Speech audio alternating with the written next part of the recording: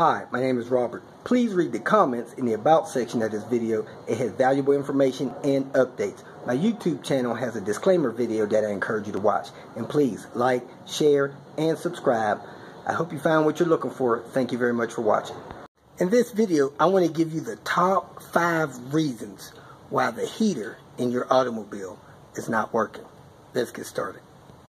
Number 5, you have an electronic problem with the vehicle. Unfortunately, these electronic issues can only be properly diagnosed by someone with a dealer level scanner.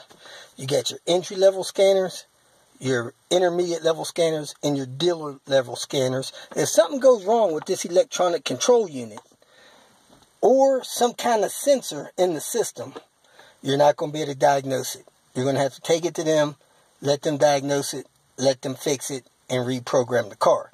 This is a problem with most of your newer vehicles. You know you have an electronic climate control system because your temperature dials are usually numbers that you can dial in, and you usually have a separate heating and air control from your driver and passenger.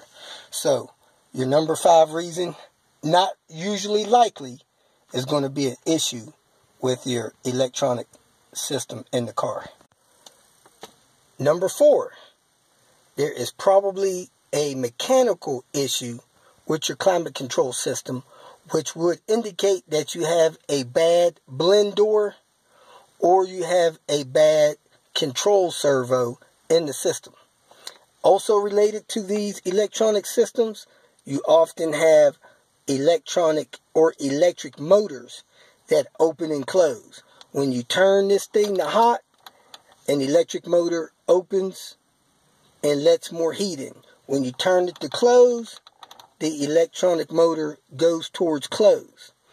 If you have a vacuum system, the vacuum servo will cause a door to open and close or a valve to open and close to let more heat in or restrict heat from coming in.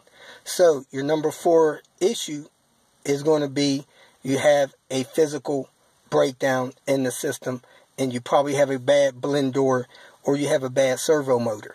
Now, you usually can tell that that's your problem because if you turn one side to hot and the other side to hot, one side of the car will produce heat while the other side of the car is still cold.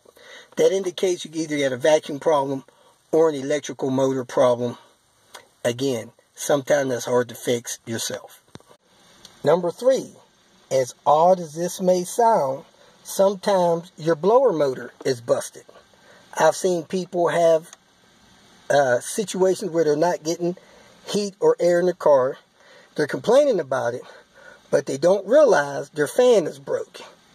When you take your fan from off to up the speed of it, some of them have 1, 2, 3, 4. If the fan is not blowing and pushing the air out of the vent system, your car is going to be cold. So you have an issue with the blower motor. Along with the blower motor is an item called a fan resistor. Sometimes you can tell your fan resistor is bad because from your low setting all the way up to almost at your high setting, nothing works. But as soon as you hit your full high setting or the highest setting on your fan knob, the fan kicks in at full blast. So if your fan only works at full blast, you probably have a resistor problem. If the fan doesn't work at all, you can't get air to come out of the vents, you probably have a fan problem. You need to get your cabin blower motor fan replaced. Number 2, you have low coolant in the car. Some cars have a radiator, has a radiator cap. Some car has a separate reservoir with coolant in there. If you can't see your coolant level in there, or you don't know your radiator is full, you need to check that. Make sure that coolant system is full. If your coolant system is not full, it may not be allowing coolant to get into the car to generate the heat. So, your number 2 issue is probably low coolant. Now, you should never open these up when the car is hot, the engine is hot. You should always do that when the engine is cooled down. It's safer. You can take your radiator cap open if you have a radiator, see if you can see the fluid to the top, or you look in your reservoir bottle if you got a pressurized system like mine, and make sure that the level is correct in that bottle. If you have low coolant or a problem with your coolant system, your car will not heat up. Along with that, some of you that have recently got the cars may have a situation where the heater hoses that go through into the inside of the car have been bypassed. There's issues where people have coolant leaks inside the car, into the heater core, and what people do, instead of fixing that heater core or replacing it, they come out here, they disconnect the hoses from going inside there, and they cap them off so that coolant doesn't even go inside. So, if you have a coolant issue that could stop heat from getting inside the car because it's not allowing coolant to get inside the car. So, make sure your coolant level is filled. Make sure your heater hoses going inside the car are connected. That's your number 2 issue.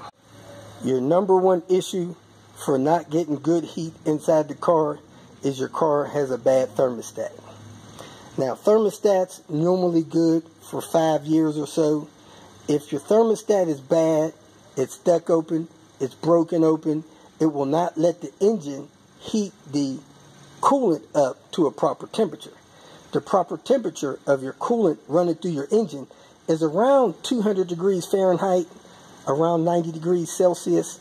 If that thermostat, which is normally inside a housing close to the engine, is not working properly, it can reduce the amount of heat being released inside the car. Now, the quickest way to tell that is to start the car, start driving the car, and see where your temperature gauge is inside the car.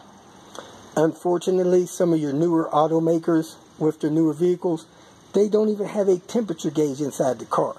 Some of them have a light that say low engine coolant temperature. Nonetheless, it's better if you have a gauge, and you need to know that the engine is heating the coolant up to the proper temperature. Inside my car, that thing there is the temperature.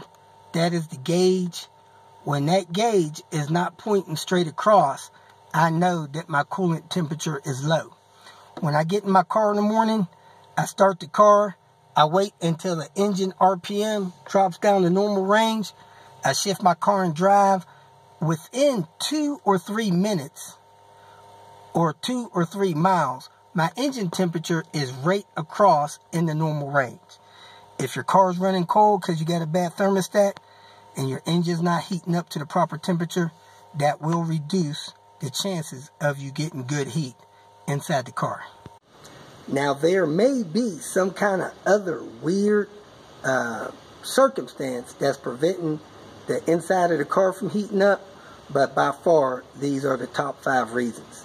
I hope that helped. Thanks for watching. If you feel that this information was useful, please like it and share it with your social media friends. You can subscribe to my channel so that you will get notifications of future videos that I post. You can follow me on Twitter, and if you need to contact me directly, please visit my website. And if you have any questions, leave them below, and someone or myself will reply to them. Again, thank you very much for watching.